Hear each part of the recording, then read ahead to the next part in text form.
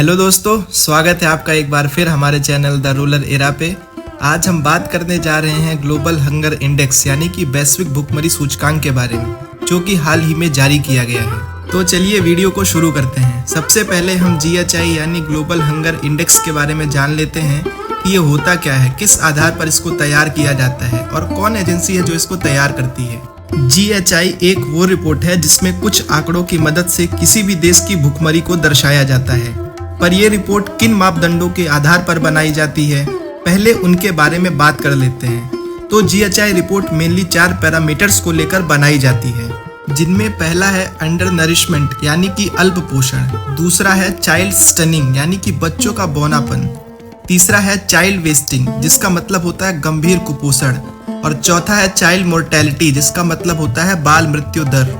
अगर composition of GHI score की बात करें तो under nourishment 1/3 part, child stunning 1/6 part, child wasting 1/6 part और चाइल्ड मोर्टेलिटी 1/3 पार्ट लेकर GHI स्कोर निकाला जाता है, जिसमें 0 सबसे अच्छा और 100 सबसे बुरी स्थिति मानी जाती है। अब अगर GHI severity of hunger scale को विस्तार से समझें तो अगर आपका स्कोर 9.9 है तो उसको लो कैटेगरी में, 10.0 से 19.9 तक है तो मॉडरेट, 20.0 से 34.9 है तो सीरियस, 35.0 टू 49.9 है तो अलार्मिंग और अगर 50 से ज़्यादा है तो एक्सट्रीमली अलार्मिंग में आता है।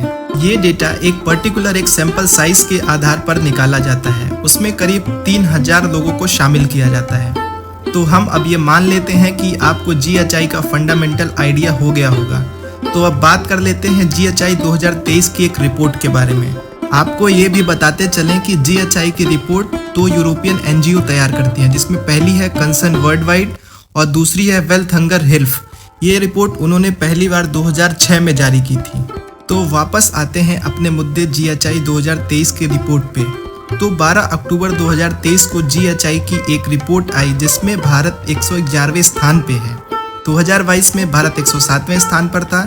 इसमें टोटल 125 कंट्री शामिल हैं। अगर GHI सेवेरिटी की बात करें तो भारत का स्कोर 28.7% है, जो कि एक गंभीर स्थिति को दर्शाता है। अगर GHI रिपोर्ट की विस्तार में बात करें तो भारत का under nourishment score 16.6%, child wasting 18.7% है, जो कि गंभीर कुपोषण को दर्शाता है।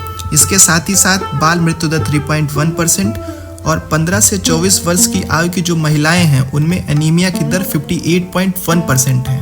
इस रिपोर्ट के आधार पर अगर टॉप 5 कंट्रीज की बात करें तो पहले नंबर पर आती है बेलारूस, सेकंड पे है बोस्निया, थर्ड पे है चिली, फोर्थ पे चाइना और फिफ्थ पे है क्रोएशिया। अगर अपने पड़ोसी देशों की बात करें तो पाकिस्तान हमसे ऊपर 102वें स्थान पर है।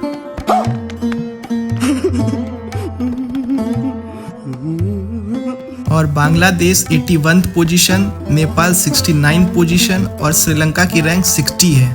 ये सारे वो देश हैं जिनकी जरूरत पड़ने पर खुद इंडिया मदद करता है, लेकिन ये रैंकिंग में हमसे ऊपर हैं। अरे देवा, ये गड़बड़ है बाबा, तेरा तो गेम बजाना पड़ेगा। भारत सरकार ने इस रिपोर्ट को पूर्णतः खारिज कर दिया है और ये भी कहा है कि ये एक दुर्भावनापूर्ण तरीके से जारी की गई रिपोर्ट है। भारत सरकार ने ये भी कहा है कि इसके 4 पैमानों में से 3 पैमाने चाइल्ड से रिलेटेड हैं, जो कि 140 करोड़ वाली आबादी वाले देश की सही स्थिति को नहीं दर्शा सकता है।